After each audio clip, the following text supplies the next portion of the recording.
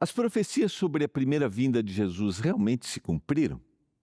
Como essas profecias podem fortalecer a nossa esperança nos eventos finais? No estudo de hoje, nós vamos ver que Cristo não veio a este mundo por um acaso, mas como parte do plano de Deus para nos resgatar. É agora, programa Escola Bíblica.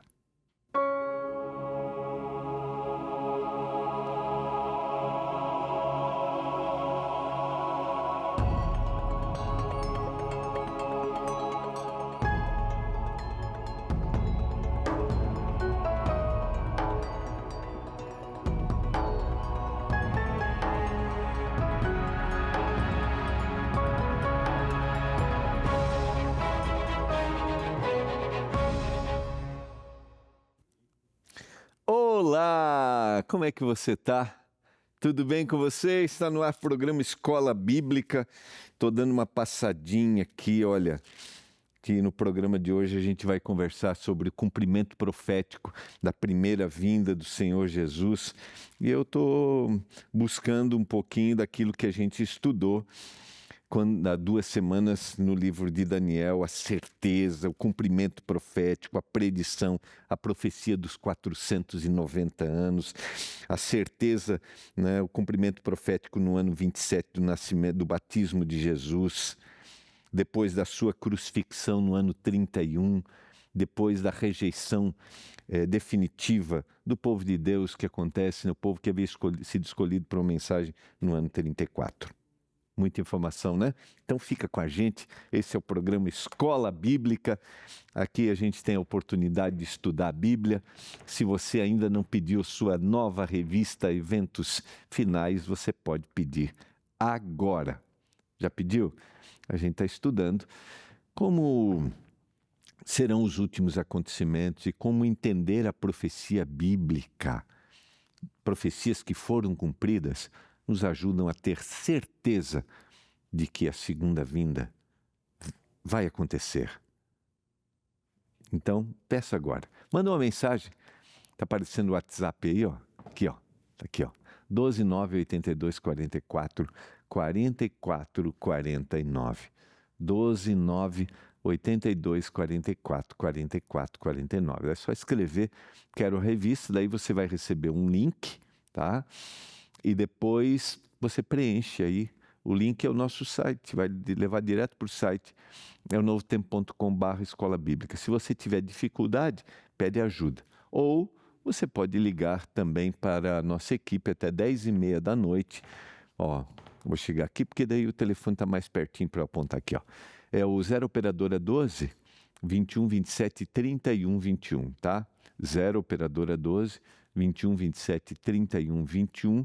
Você pede a sua nova revista Esperança Eventos Finais. Agora, sem nenhum custo, você pode pedir uma revista por mês por CPF, tá? Se você já é o nosso aluno da escola bíblica, sempre estuda com a gente, tá? Lembrando, se você tem dúvidas, você quer interagir, faça contato com a gente, ou você também pode procurar a igreja adventista mais perto da sua casa. Chega lá e diga, eu sou um aluno da Escola Bíblica da Novo Tempo, estou aqui, quero tirar minhas dúvidas, quero estudar mais. Então você será bem-vindo. Entra no site que é o encontreumaigreja.com.br, encontreumaigreja.com.br. Tá aqui, ó. Você vai descobrir qual a igreja mais perto da sua casa, tá bom? Não é sobre placa de igreja, é sobre conhecimento da palavra. Vamos estudar juntos, vamos crescer, tá? Vamos orar para o nosso tema de hoje? Obrigado, Senhor, porque estamos juntos para estudar a Bíblia mais uma vez. Nos dê o entendimento que vem do Espírito Santo através da leitura da Bíblia. Que esse conhecimento transforme o nosso viver. Hoje a gente vai ver como as profecias feitas pelos profetas no Antigo Testamento sobre o nascimento de Jesus se confirmaram, aconteceram. Pai, que a gente, diante desta evidência bíblica, que a gente se apegue à promessa da sua vinda, da sua segunda vinda. Nós almejamos ver o Senhor Jesus. Por favor, Pai, que isso seja verdadeiro no nosso coração, em nome de Jesus Cristo. Amém. Vamos lá.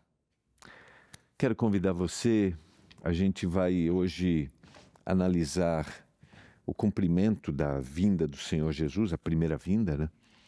Que o profeta Isaías, como nós vimos ontem, fez.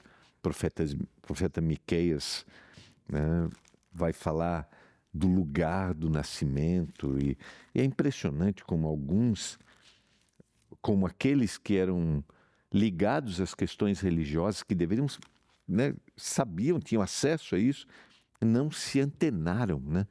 Não estavam ligados. E alguns que nem faziam, como os magos, né, os reis magos, nem faziam parte da comunidade religiosa, estavam tão ligados, tão apercebidos de que aquele era o cumprimento profético. Isso me faz pensar, né? Como às vezes nós que vivemos um mundo religioso podemos cometer o mesmo erro, né? Como a gente pode ter tanto acesso à informação, mas estarmos tão focados numa religião local, momentânea, de prazer terreno, de bênção terrena, de não visualizar a volta do Senhor Jesus como a gente deve visualizar, sabe? Então, isso de alguma forma é para chamar a nossa atenção. Quando eu digo nós que somos do mundo, né, que estamos ligados ao mundo religioso, você que talvez tenha uma comunidade religiosa, uma igreja, né? Então, cuidemos para que a gente não seja envolvido da mesma maneira e a gente esteja desligado do cumprimento profético, tá bom? Então, hoje nós vamos analisar profecias cumpridas apresentadas no livro de Mateus e no livro de Lucas. Durante séculos, o povo de Israel viveu sustentado por promessas de que um descendente viria. Nós mencionamos isso ontem. Um rei justo seria estabelecido e um salvador traria redenção. E eles focaram nessa redenção, nessa vinda de um rei justo, como um poder político, como um rei político, né, poderoso. No entanto, esse período também foi marcado por silêncio profético, especialmente entre o Antigo e o Novo Testamento, aproximadamente 400 anos. Politicamente, o povo estava sob o domínio estrangeiro, agora sobre o Império Romano. Nesse cenário, a expectativa messiânica estava presente, mas muitas vezes carregada de interpretações políticas. Esperava-se um libertador nacional. E você sabe que quanto mais o tempo vai passando e a profecia não se cumpre, a gente tem a tendência ou de estudar com mais afinco, sabe? De forma mais dedicada, para entender o porquê. A gente até busca o porquê, né? Mas assim, qual a razão desse, né? O que há nas entrelinhas? Ou a gente faz isso, e aí a gente se apega a essa promessa ainda mais, mesmo às vezes não entendendo da demora. Pedro vai escrever, né? O Senhor não retarda a sua promessa, antes Ele é misericordioso, dá a oportunidade para que todos se arrependam, né? Para que todos, nem todos vão chegar, mas o Senhor está dando oportunidade. Pedro vai dizer isso. Então, ou a gente se apega e estuda, né? E aí a gente fortifica a fé, ou a gente abandona, a gente fica descrente e traz às vezes interpretações equivocadas, interpretações erradas, e a gente começa a desacreditar se realmente o Senhor está no controle, se realmente tudo isso é verdade. E nesse contexto que os evangelhos apresentam o nascimento de Jesus, um período de silêncio total, não havia profeta, não havia profecia, e os evangelhos vêm apresentando Jesus chegando, né, não como um evento isolado, mas como um cumprimento de uma promessa. E essa é a certeza. E quando você lê os evangelhos, Você tem esta certeza. E o Evangelho de Mateus e o Evangelho de Lucas são dos 4 evangelhos, 2 que vão se preocupar em mostrar detalhes do nascimento.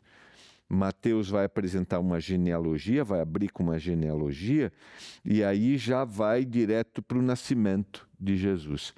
Já Lucas, a gente vai ver na sequência, ele vai apresentar o nascimento de João Batista, e aí a gente tem marcadores para o próprio nascimento de Jesus. Isso é bem interessante, né? E o Evangelho de Mateus, por exemplo, vai falar sobre a visita dos magos.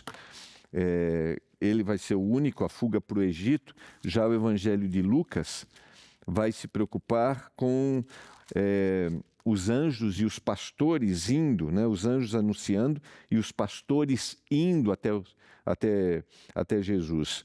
E aqui é um detalhe interessante, né? Por que eles estão preocupados com isso? Tem a ver com o seu público, tem a ver com o foco que eles têm, né?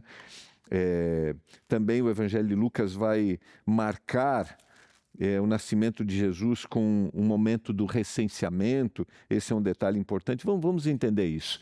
O nascimento de Jesus Cristo foi assim. Maria, sua mãe, estava comprometida para casar com José. Mas antes de se unirem, ela se achou grávida pelo Espírito Santo, uma ação sobrenatural. A gente sempre estuda esse tema quando a gente se aproxima do final do ano, a gente estudou, e é muito interessante como isso se apresenta. Então, a gente pode dar para esse texto um olhar dos detalhes miraculosos, né? Mas a gente pode dar para esse texto a ação do cumprimento profético, que é o que a gente quer aqui. José, com quem Maria estava para casar, sendo um homem justo e não querendo envergonhá-la em público, resolveu deixá-la sem que ninguém soubesse. Enquanto ele refletia sobre isso, eis que lhe apareceu em sonho um anjo do Senhor dizendo: José, filho de Davi, não tenha medo de receber Maria como esposa, porque o que nela foi gerado é do Espírito Santo. A gente tem aqui, queridos, um cenário social que precisa ser enfrentado pelo próprio nascimento de Jesus. José tinha, se a gente usar uma linguagem de hoje, né, ele tinha o compromisso do casamento, como se tivesse já prometido, estava noivo de Maria, mas o casamento não havia acontecido. E diante desse cenário, a culpa cairia sobre Maria, que estava agora esperando um bebê. José tinha direitos legais diante daquele cenário de punição, mas ele era um homem justo. Como Deus trabalha de forma sobrenatural para o cumprimento profético.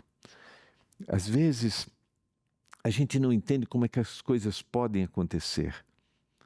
Mas Deus vai trabalhando por trás, gradativamente, dentro das escolhas humanas, dentro dos cenários, porque o cumprimento profético, não importa qual seja, ele é uma luta que existe, vai existir uma oposição para que aquilo aconteça. Então, o evento profético é uma ação sobrenatural de Deus. Por isso, quero dizer para você, querido, talvez você olhe para o cenário mundial e diz assim: pastor, mas não há possibilidade disso acontecer. Como Jesus vai voltar? Como o Senhor diz que vai haver uma perseguição religiosa? Quero dizer para você que se o Senhor fez predição de algo, esse algo acontece, porque o cumprimento profético é a ação sobrenatural de Deus, trabalhando nos detalhes mesmo que haja oposição, e o inimigo vai se opor, vai perseguir para que Jesus não nasça, para que a profecia não se cumpra. Haverá um decreto de morte, mas o Senhor age, e o Senhor age através de indivíduos que se colocam nas mãos dele, como é o caso de José e Maria. Ela dará luz a um filho e você vai pôr o nome dele de Jesus.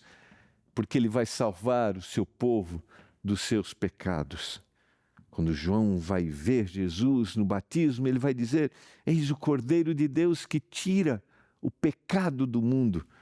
Ora, tudo isso aconteceu para cumprir o que foi dito pelo Senhor por meio do profeta.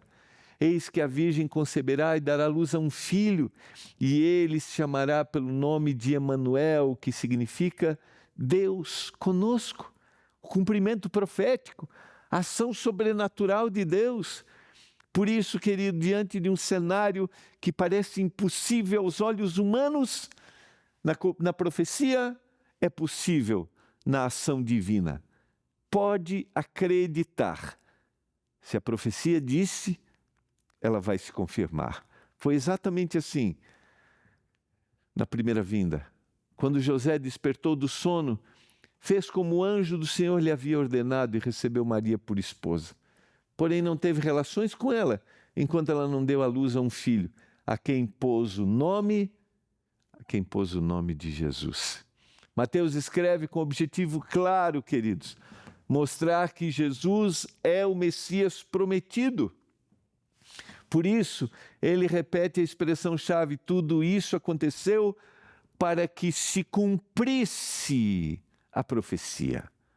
E eu posso dizer para você, tudo acontece para que a profecia se cumpra. A vontade do Senhor em tudo? Não. Não há vontade do Senhor em tudo. Mas o Senhor trabalha em todas as vontades para que tudo aconteça. A gente tem exemplos. O nascimento virginal, Isaías capítulo 7, verso 14, está aí a comprovação profética. O nascimento em Belém, o texto de Miqueias capítulo 5, verso 2. A fuga para o Egito, Oséias capítulo 11, verso 1. A comprovação e o cumprimento profético de todas essas situações. Mateus não está apenas citando textos, ele está mostrando que a história de Jesus está inserida dentro de um padrão profético.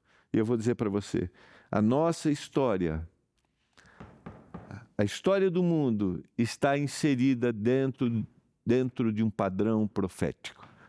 Pode acreditar. Já citei esse exemplo aqui, mas vou resgatá-lo.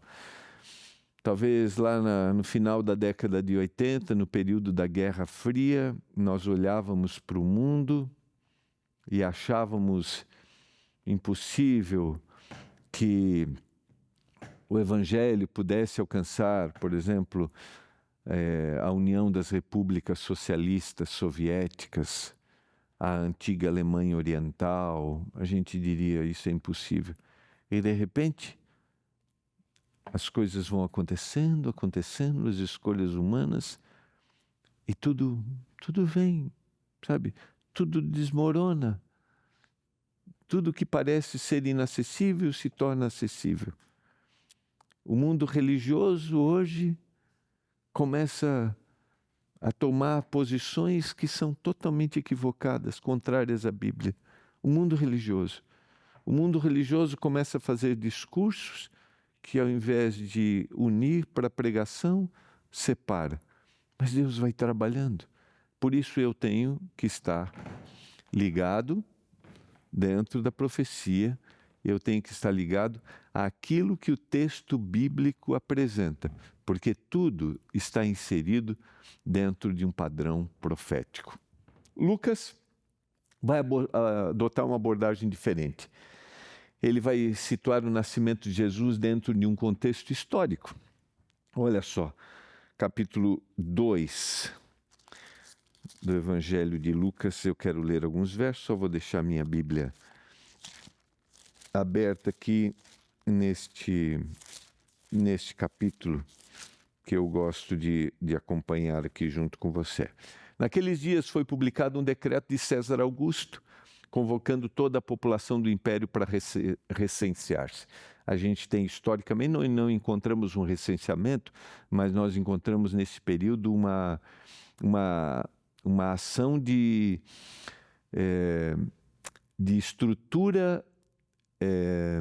estrutura econômica do reino. E dentro dessa estrutura econômica havia necessidade sempre de um recenseamento para o registro dos impostos. Então é exatamente isso que aconteceu aqui. O primeiro recenseamento foi quando Quirino era governador da Síria. Todos iam alistar-se, cada um à sua própria cidade. José também saiu da Galiléia, da cidade de Nazaré, foi para a Judéia, até a cidade de Davi, chamada Belém. Perceba, a profecia do cumprimento do local. Exatamente, usando uma ação, um decreto, né, político, governamental, para o cumprimento profético. Por ser ele da casa da família de Davi, o cumprimento profético que viria, né, do tronco de Jessé, da linhagem de Davi, a fim de alistar-se com Maria, sua esposa, que estava grávida, exatamente nesse período. E aconteceu que, estando eles ali, chegou o tempo dela ter a criança. Então Maria deu à luz ao seu filho primogênito, enfaixou o menino e o deitou numa manjedoura, porque não havia lugar para eles na hospedaria. Nesse período de recenseamento, todas as famílias estavam ali, eles provavelmente, né, estavam agora na casa de alguém e ficaram ali junto, né, era típico, a gente falou isso no período do Natal, era costume, os animais, havia um cômodo para os animais, todos faziam parte dentro da cultura do ambiente familiar e eles ficaram ali e ele foi deitado numa manjedoura. E ali houve o seu nascimento. Lucas mostra que o nascimento de Jesus ocorre num momento histórico real, verificável. É o decreto de César Augusto, é o momento do recenseamento, é a necessidade de ir à cidade de Belém. Havia naquela mesma região pastores que viviam nos campos, guardavam os seus rebanhos durante as vigílias da noite, e um anjo do Senhor desceu aonde eles estavam, e a glória do Senhor brilhou ao redor deles, e ficaram tomados de grande temor. Esses pastores, que eram uma profissão rejeitada, mas aqui entra a ênfase do Evangelho de Lucas, porque Jesus vem para todos, Jesus vem para salvar e para se apresentar para todos, mesmo aqueles que socialmente são abandonados, são rejeitados, porque o Senhor não tem predileção quando a gente fala de salvação.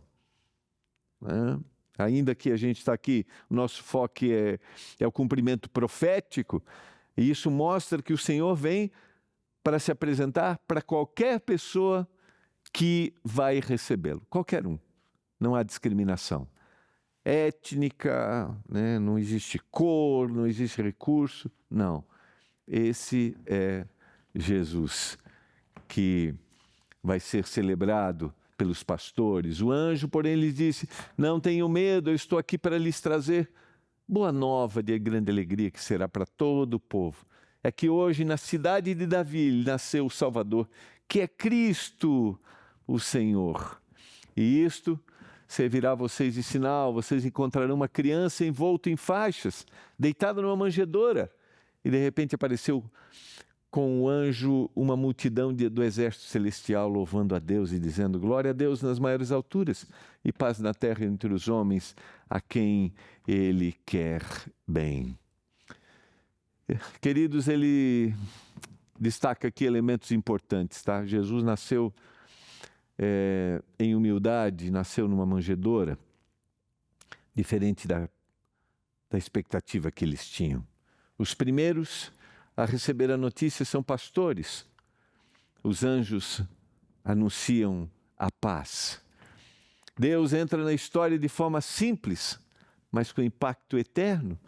O Messias não vem apenas para um povo, mas vem para toda a humanidade. Quando os anjos se afastaram deles e voltaram para o céu, os pastores disseram uns aos outros: vamos até Belém, vejamos os acontecimentos que o Senhor nos deu conhecer.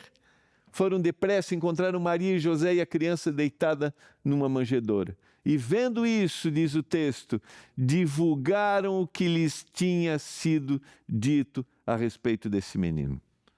Todos os que ouviram se admiravam das coisas relatadas pelos pastores.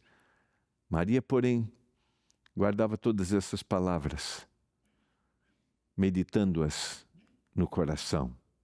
E os pastores voltaram glorificando e louvando a Deus por tudo o que tinham ouvido e visto, como lhes tinha sido anunciado. Lucas, o capítulo 2 e o verso 20. Queridos, muitos esperavam um rei político. Muitos esperavam um libertador imediato. Muitos esperavam uma transformação visível do sistema. Muitos esperam soluções diferentes daquelas que o Senhor apresenta na sua palavra. Muitos hoje esperam um Cristo diferente daquele que a palavra apresenta. Como eu mencionei ontem, nós esperamos transformações na vida, mas não esperamos transformações no coração. Nós queremos criar uma forma de Messias, uma maneira de viver com o Messias, mas não queremos ser transformados pela forma como o Messias quer transformar a nossa vida. Mas o que acontece? Eles esperavam um rei político, um libertador imediato, uma transformação visível do sistema. Mas o que acontece? O Messias nasce na simplicidade, cresce em anonimato, ele não assume poder político. O plano de Deus, queridos, não segue as expectativas humanas, o seu reino começa de forma discreta, mas com profundidade espiritual. Deus cumpre suas promessas, mas nem sempre da forma como nós esperamos. O nascimento de Jesus revela algo essencial. Deus cumpre o que promete, mesmo após séculos de espera, mudanças políticas e silêncio aparente, a promessa não foi esquecida. Tenha essa certeza. O nascimento de Jesus não é apenas um evento do passado, é a garantia de que o plano de Deus continua em andamento. Se Deus foi fiel no cumprimento da primeira vinda, nós podemos confiar naquilo que Ele prometeu, querido, para o futuro. Assim como foi na primeira vinda, assim será na segunda vinda, na vinda do Filho do Homem. Você quer se agarrar nessa promessa e entender que as coisas não são da forma como eu quero, como eu descrevo, como eu espero, mas como o Senhor deseja? Por isso, eu quero te convidar. Tenha certeza, Jesus vai voltar. Aceite esta mensagem. Pai, obrigado pelo cumprimento profético da primeira vinda. Que a gente se agarre nesta certeza que assim será na segunda vinda, que a gente não crie as nossas expectativas, a nossa maneira de ver, mas que a gente se agarre à palavra. Eu suplico isso em nome de Jesus Cristo. Amém. Que a bênção do Senhor esteja sobre você e sobre sua casa. Quero te desejar um final de semana muito feliz. Procure a Igreja Adventista mais perto da sua casa. Vai ser um prazer receber você, tá bom? Desfrute seu final de semana, curta sua família, esteja junto com eles na igreja. Vai fazer bem. A gente se vê segunda. Tchau.